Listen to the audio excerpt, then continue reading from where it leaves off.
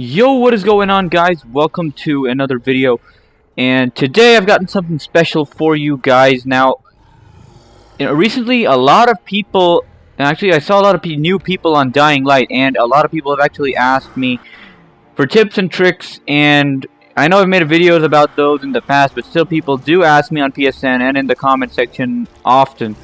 And you know, I think I should really do an updated version of this video, because there's no other video for all the tips and tricks other than the ones I did make, and you know, I don't think that really covers everything, or there are a bunch of videos that cover a bunch of things, and I'm just gonna do one video that covers everything from, you know, all the exploits or whatever you want to call them. Now, I'm not gonna tell people how to use specific things like the spits, because you know, you should probably know how they work.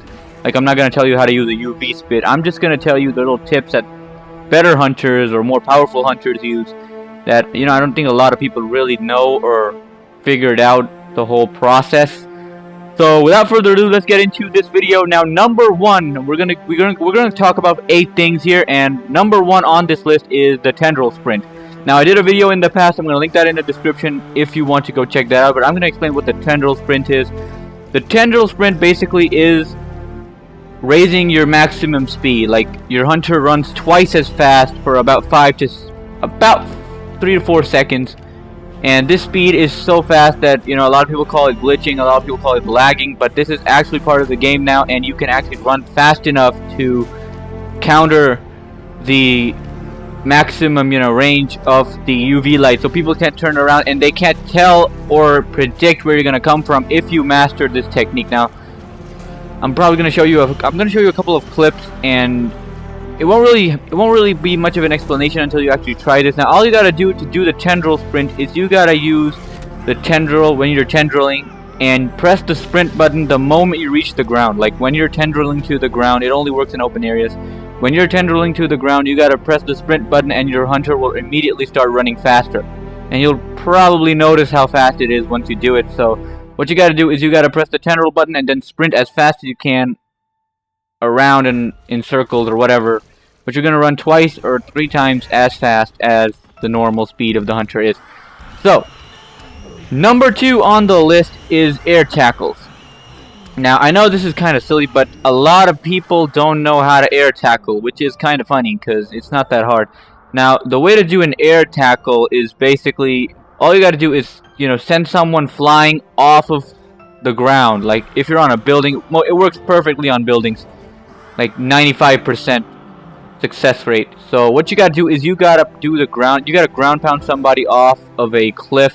You don't have to ground pound them, but if they, you know, somehow get into the air or far enough to actually jump, the moment they go into the air, you gotta tackle them, and it can cover a short distance, like about 2 to 3 feet if they're far enough. Like, you can't do it all the way, and if they're not close enough, you will fall down and you will get rain death. So you best practice this. All you gotta do is tackle them when they're in the air, or they're high enough in the air to not evade or not dodge. So that's how the air tackle works. I'm surprised not a lot of people know this. Now, number 3, coming in at number 3, we got the ground pound spit. This is actually something a lot of people hate, and you know, if you really want to know what this is, you go see Visceral videos on YouTube. He is a pro with this technique, and you know, it's not something bad. It is actually a pretty good technique, and the thing you gotta do with this is you gotta ground pound somebody, and when you ground pound them, you'll notice that the camera actually changes or shifts towards the person you actually ground pounded, and when they're sent flying.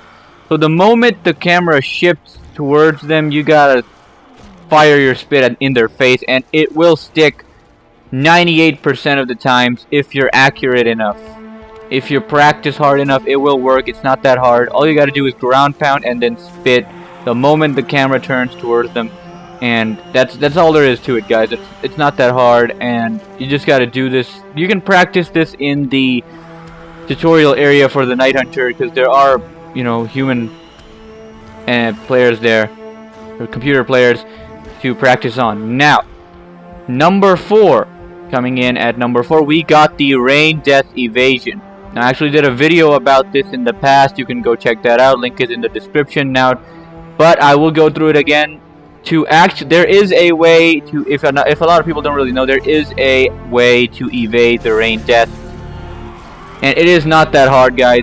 I will show you a couple clips at the end of this section of the video to actually make it clear how this works. Now, the thing you gotta do to do the rain death evasion is the moment you fall down and you're certain the other guy's gonna rain death you, because whenever people, you know, evade tackles or interrupt your pounce, they mostly send you flying down a building. And when you're flying down a building, they jump on you, and that's the end of it. You know what's gonna happen. Now, you can actually use this to your advantage. The moment you fall down, what you gotta do is you gotta turn around and start looking like straight up towards the sky, because they're gonna come from above, so you gotta look straight up.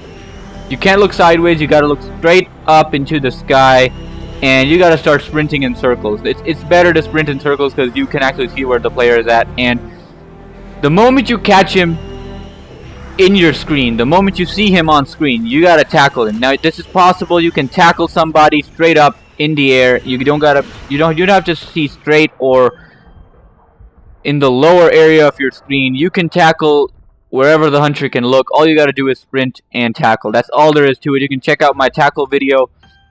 I linked it in the description down below.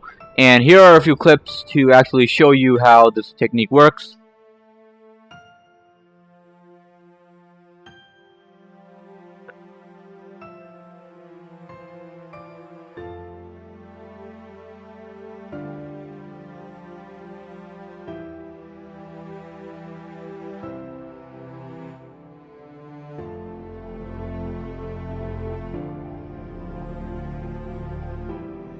Okay, now, if you understand that, now we're gonna go to, which is the insta ground pound, and this is actually something that a lot of people have different ways to do. There's no one way to do the insta ground pound. It's not very useful or anything. It's just something that exists, and if you can, you know, use it to your advantage, hey, go ahead.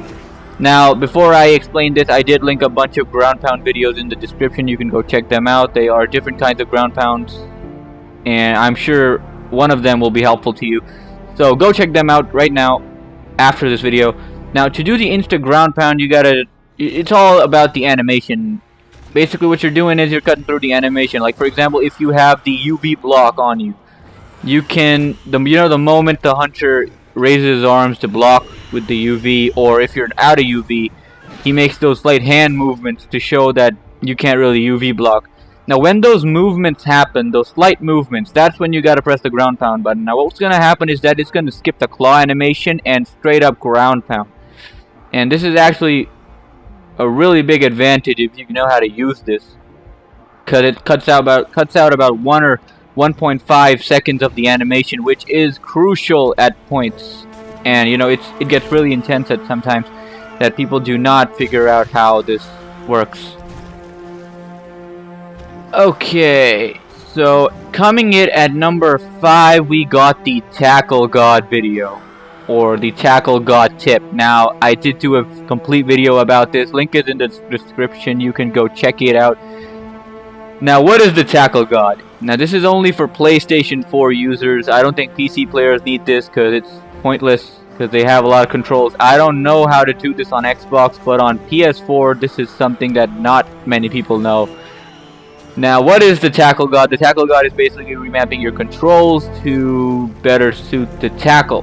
Now, if you ever figured this little thing out, then you'll notice that when you tackle somebody, or when you press the tackle button, you actually have to leave the R3 stick, and that means you can't aim enough. Like, if, for example, if you're running around somebody and you see him on your screen for like that split second, and you go and press the circle button for a tackle, sometimes what's going to happen is that your hunter is going to stop sprinting in that direction and just go straight ahead, which is not what you want. And this basically eliminates that completely, and you can actually turn around while tackling people, which is insane.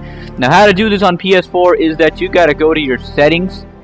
I actually have a few screenshots on screen right now. You got to go to your settings, you got to go to accessibility, and then go to button management or button layout. I don't know what it says, but it's something like that. Button management or button layout. Now there you gotta turn that shit on. Once you turn it on, you can actually remap your controls. Now go to the remapping control section and replace circle with the button you use to ground pound. If you have a scuff controller by any chance, then you don't need to do this. But if you don't have, if you have a standard controller, then this will definitely help you out. Go to the button management section and replace circle with the button you use to ground pound. I ground pound with R1. You probably do it with R2. Replace it with R1 or R2, whatever it is for you, and see the magic happen. Now once you've done this, get a friend to practice with you for a few games so you actually get the hang of it. Now what's going to happen is that you can actually turn around while tackling. You don't have to leave that stick to tackle somebody, which is a huge advantage over people, because sometimes what people basically do is they start dodge spamming, and that's automatically evading your tackles. Now you can actually tackle them from angles they're not going to suspect, because every second you can press the tackle button. If you spam that button, you'll know what happens. And this is a really big advantage, guys. Make sure you use this if you're on PS4. There probably is a way for this on Xbox, but I don't really know. Now coming in at number 7, this should have probably been my first explanation, but oh well. Number 7 it is. Maximum sensitivity and zero dead zone. I don't think I have to explain this, but what the hell. Now for this is really all down to personal preference, but if you want to max your skills, if you want to be the perfect killing machine, you gotta max out your sensitivity. It's the only way to actually overpower people. If you can control your hunter with max sensitivity, you are a force to be reckoned with. And turn your dead zone down to 0, because that reduces sway, I think. But you do turn your sensitivity all the way up. That is really going to help you out, especially with the Tackle God technique and the Tendril Sprint. So do that, guys. And I also made a video about this sensitivity thing. The link is in the description. Go check that out as well. Now, the last tip for this video. Tackling from a higher place. This isn't much hard to explain, but I'm just going to tell you what this is real quick. When you tackle somebody, chances are if he's a good player, he's going to evade it, no sweat. Sometimes it's really frustrating. People say you're probably going to think of it as lag or delay or something along the lines, but there is a specific way that you can tackle somebody, and there are minimum chances for him to evade. If he's really good, he's going to evade it, but mostly people don't evade this kind of tackles. Now what you want to do is you want to go up in a place that is about 4 feet higher than the player or human player. It has to be above 4 feet to actually, make it unpredictable. Now, for example, those walls everywhere, or a fence, or a train, or just a higher rock or something. Now, when you're on that rock, then you're going to tackle that guy. And what's going to happen is that your hunter is going to move down that rock, an animation that moves him downwards. And that downward thing just makes the tackle more unpredictable, because you're never going to...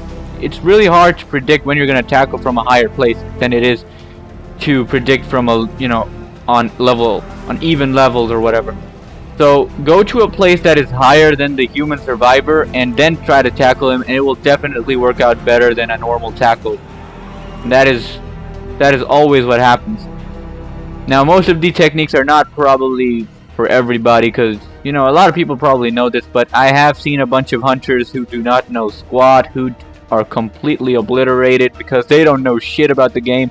Probably because they're new, but this will definitely help you out if you are a new hunter. And other than that, I hope you enjoyed the gameplay in the background, guys, and I hope you enjoyed this video. Do leave a comment what you think about this video. Do check out my other videos. Do like this video. Let's hit about 50 likes on this video. That'd be insane. And, I love you guys. You guys are awesome. I will be seeing you later. Peace out.